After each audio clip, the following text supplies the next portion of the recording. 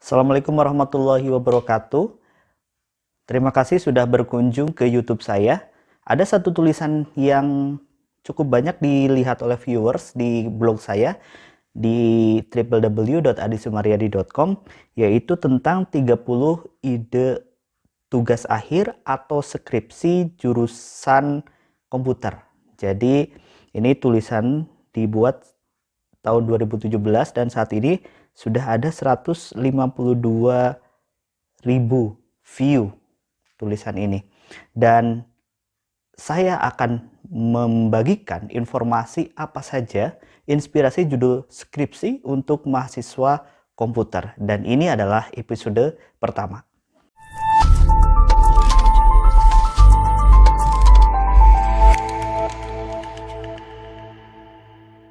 Nah, di episode pertama ini kita akan coba membahas tentang salah satu judul skripsi atau ide judul skripsi yang berhubungan dengan teknik komputer dan jaringan. Ditanyakan oleh Kamaria Dahira dari Nusa Tenggara Timur yang sudah masuk ke email saya. Jadi saya akan coba sampaikan ke beliau dan tentunya ke Anda semua salah satu ide judul skripsi yang bisa kita gunakan atau Anda gunakan untuk mahasiswa komputer, khususnya yang berada di jurusan teknik komputer dan jaringan. Ada satu ide begini. Kalau kita ingat di dunia security, itu ada satu namanya services yang namanya BitNinja. Nah, kita akan buat seperti itu. Jadi sebetulnya idenya sudah ada, kemudian kita bagaimana implementasi supaya ini lebih mudah, kemudian apakah ini bisa nanti dibuat open source, buat dipakai bersama, atau memang kita develop untuk internal kebutuhan kita, misalkan untuk kampus lah, kemudian untuk company, atau untuk organisasi tertentu. Prinsip sederhananya begini, setiap komputer atau setiap server, anggaplah apakah itu dedicated, kemudian apakah itu VM, apakah itu colo, segala macam. Nah, ada potensi server ini mendapatkan serangan, intruders. Kemudian ada kemungkinan juga mendapatkan hacking atau apapun itu yang berhubungan dengan celah keamanan. Nah, ketika kita mempunyai banyak server, tentu kita akan sedikit kesulitan untuk mengelolanya. Nah, ini yang disajikan oleh BitNinja juga seperti itu. Nah, bagaimana satu komputer ini akan berinteraksi dengan komputer lainnya dengan media mungkin kita sebut sebagai servernya nanti di depan begitu.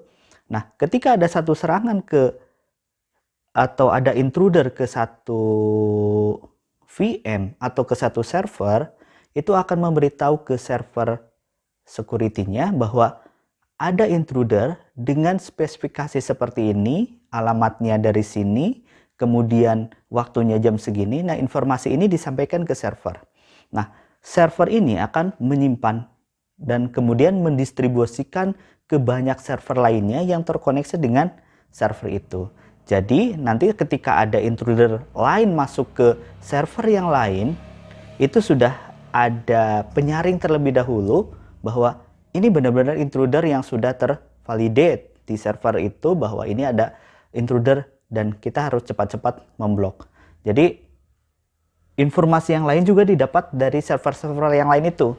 Akhirnya nanti dikirim ke server juga, kemudian si server ini akan membagikan ulang. Nah, jadi list intruders yang ada di banyak server itu akan sama dan terus terupdate. Nah, ini sangat penting ketika VM atau ketika komputer kita banyak. Ketika server kita banyak, hosting kita banyak. Nah, akhirnya ketika ada intruder satu, ini sudah dikenali. Nah, prinsip sederhananya seperti itu. Nah, teman-teman nanti bisa disajikan dengan berbagai macam judul, misalkan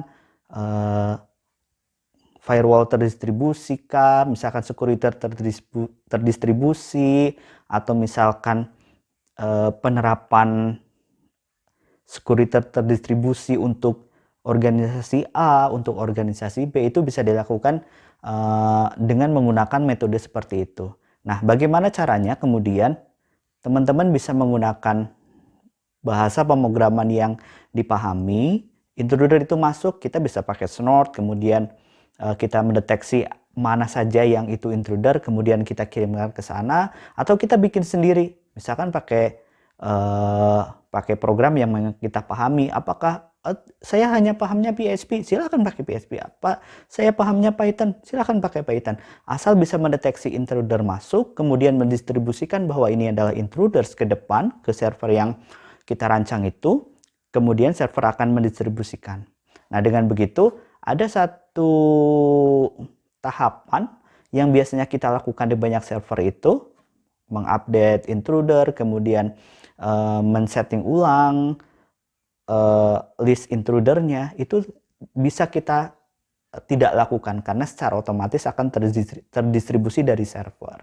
Nah, ide skripsi yang pertama itu silahkan teman-teman bereksplorasi, judulnya silahkan teman-teman tentukan, dan teman-teman bisa mencobanya.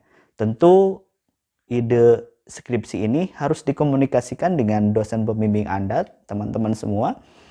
Apakah ini baik atau tidak, silahkan. Kalau ini buat menarik, silahkan gunakan.